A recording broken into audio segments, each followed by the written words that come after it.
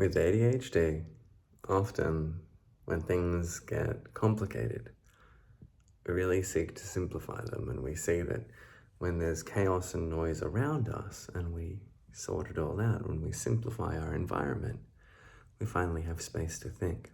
And that is a good thing. But what can happen is that we can then conflate that with this notion that the only thing that matters, the only thing that allows us space to think, is keeping everything else around us simple and neat and tidy and clean. And this then becomes a trap. It then also becomes a self-fulfilling prophecy whenever things are not neat and orderly, we can't function. And the antidote to this is not to have better cleaning strategies, which is what 90% of all my clients want, because I think that's the answer. Almost always the strategy is to actually find something more important than the tidy and the order.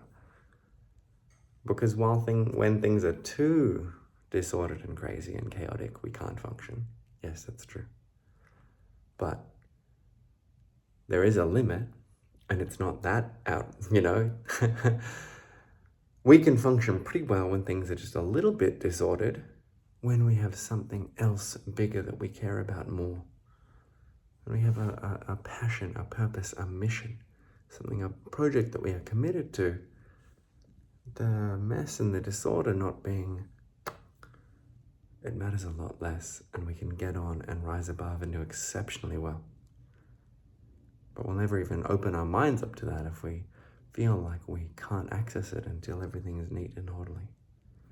This is the trap. Find the mission, find the project, find the purpose, and then the rest will sort itself out.